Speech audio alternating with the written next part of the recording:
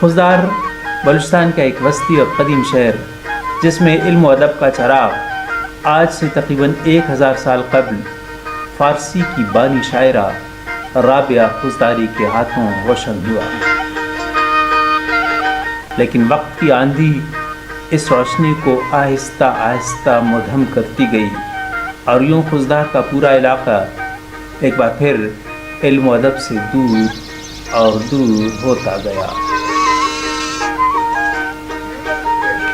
لیکن اگست 2016 کو روشنی کی وہ کرنیں پھر نمودار ہوئیں اور ناخواندگی کے گھپ اندھیرے ہمیشہ ہمیشہ کے لیے علم کی نور میں بدلنے لگے، اور علم کی ان روشن کرنوں کو منور کرنے والی طاقت تھی بلوچستان ایجوکیشن پروجیکٹ، جس کی تفصیل بتاتے ہیں ڈسٹرکٹ ایجوکیشن آفیسر خضدار محمد زکریا شاہوانی۔ بلوچستان ایجوکیشن پروجیکٹ کا بنیادی مقصد بلوچستان سے ناخواندگی کی شرح کو آہستہ آہستہ زیرو کی سطح پر لانا ہے، کیونکہ بلوچستان کی پسماندگی کی بنیادی وجوہات میں سے ایک بڑی وجہ تعلیم کی کمی ہے، اور یہ بات پوری دنیا تسلیم کر چکی ہے کہ تعلیم کے بغیر ترقی ممکن نہیں۔ گو کہ وسائل اور صلاحیت کے حوالے سے بلوچستان ایک امیر ترین خطہ ہے، لیکن بلوچستان ایک وسیع و عریض صوبہ ہے جو ہمارے ملک کے تقریباً 44% رقبے پر مشتمل ہے، اور اس لیے اس صوبے کے دور دراز علاقوں تک پہنچنا ہمارے لیے یقیناً ایک آسان کام نہیں، لیکن پھر بھی ہمیں کبھی امید ہے کہ ہم اپنے بااعتماد تجربہ کار پارٹنرز ہارڈ بلوچستان خضدار اور بلوچستان ایجوکیشن پروجیکٹ کے ساتھ مل کر ایک تعلیم یافتہ بلوچستان کے خواب کو حقیقت میں بدل سکتے ہیں۔ پاکستان کے صوبے سے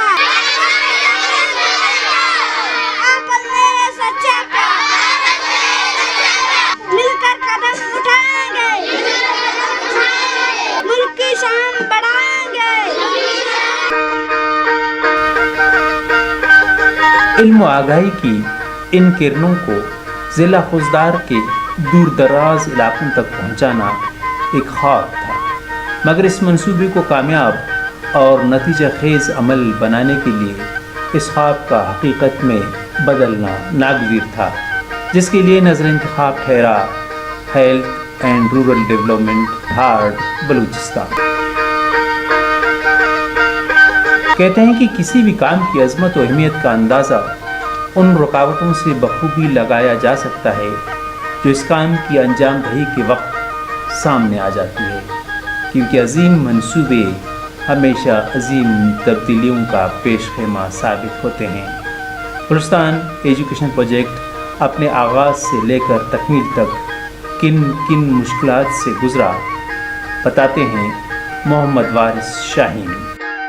میں اس کو ہارڈ بلوچستان کی خوش قسمتی سمجھوں گا کہ ہمیں بلوچستان کے دور دراز علاقوں میں کام کرنے کا ایک وسیع تجربہ حاصل ہے، اور ہم یہاں کے ماحول سے بہت زیادہ واقفیت حاصل کر چکے ہیں، جس کی وجہ سے ہمیں بلوچستان میں کہیں بھی کام کرنے میں کوئی دشواری نہیں لگتا۔ جہاں تک بات ہے مشکلات کی، مشکلات ضرور تھیں، بلکہ قدم قدم پر تھیں۔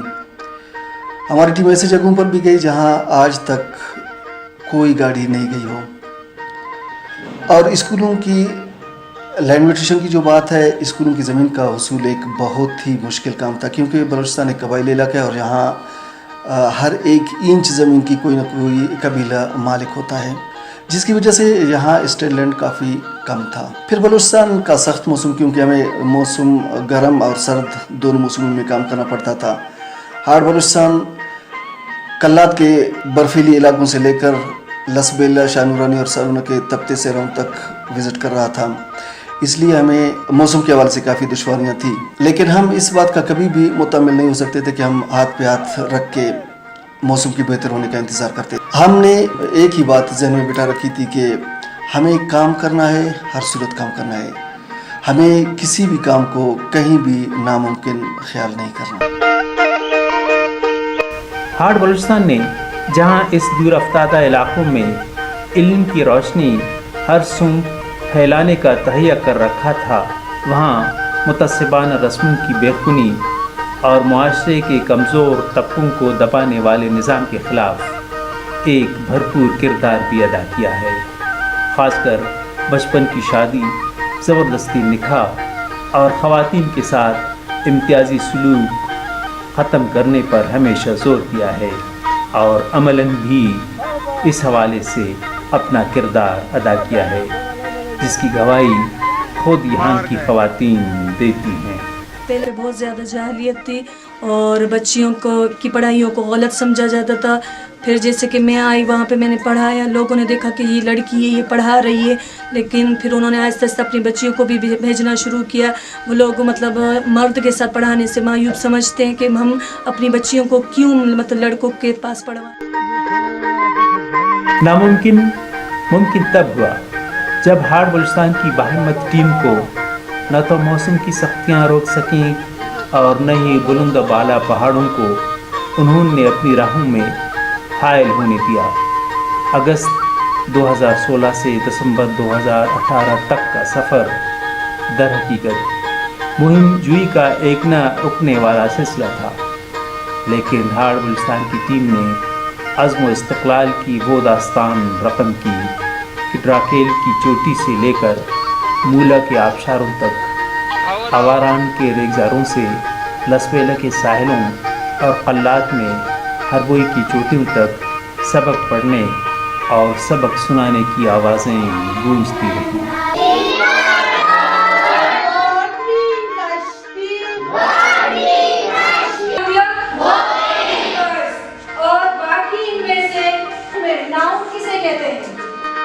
علم و آگاہی کا یہ سفر در حقیقت خاردار تاروں پر مسلسل چلنے والا ایک سفر تھا، لیکن اس راہ پر گامزن راہی اس منزل کی چاشنی سے بخوبی آگاہ تھے جس منزل کی جانب یہ راستہ انہیں لے کر جا رہا تھا. مشکلیں ہمت ٹوٹنے کا نہیں بلکہ بڑھانے کا سبب بنتی گئیں.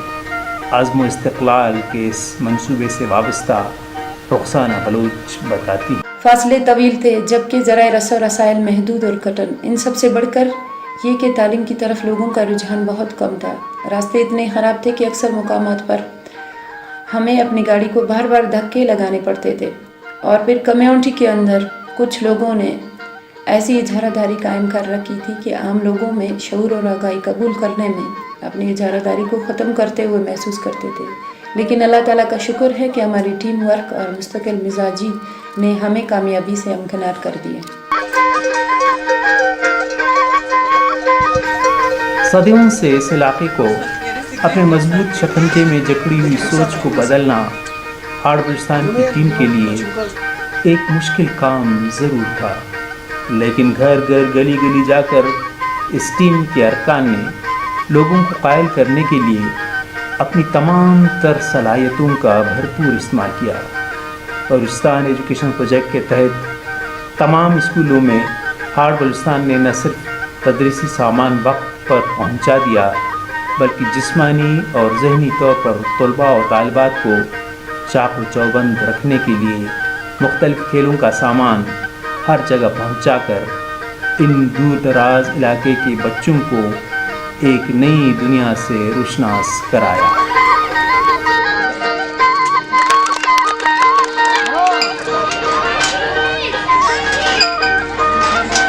کھیل کود کے ان میدانوں کا آباد ہونا در حقیقت بہت سی سماجی برائیوں کی بربادی کا برملا اعلان ہے.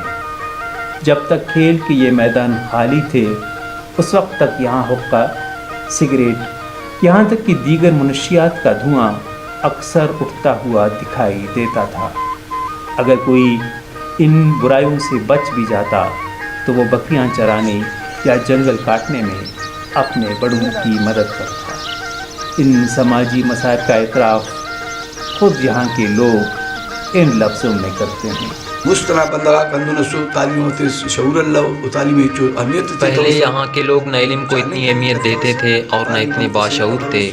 کیا بتاؤں کہ آپ لوگوں کے آنے سے پہلے یہاں کیا عالم تھا. حقیقت تو یہ ہے کہ ہم ہر طرح مایوس ہو چکے تھے. ہماری نسلیں تباہ ہو گئی تھیں اور ہمارے بچوں کے لیے تعلیم کے دروازے بند ہو چکے تھے. معصوم بچے جن کے ہاتھ میں کتاب اور قلم ہونا چاہیے تھا ان کے ہاتھوں میں یا تو سگریٹ کا پیکٹ ہوتا تھا یا پھر نسوار کی پڑیاں. کچھ بچے منشیات کی عادت میں اس سے بھی آگے گزر چکے تھے. یہ تو اللہ کا کرم ہوا کہ ہارڈ بلوچستان ہم تک پہنچ گئی، ورنہ ہماری حالت اور بھی خراب ہو جاتی.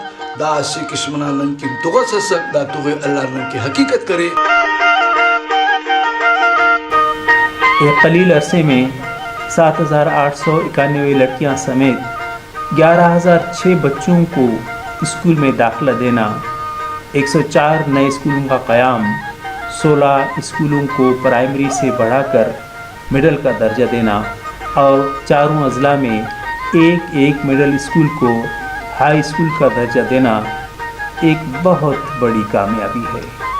जहालत और नाखवानदगी के ख़िलाफ़ जंग एक जिहाद है और हार्ड बलूचिस्तान का ये पुख्ता अज़्म है कि ये जंग उस वक्त तक नहीं रुकेगी जब तक कि बलूचिस्तान के तमाम पहाड़ों में दर्स व तदरीस पर मुश्तमिल आवाज़ें नहीं गूंजती।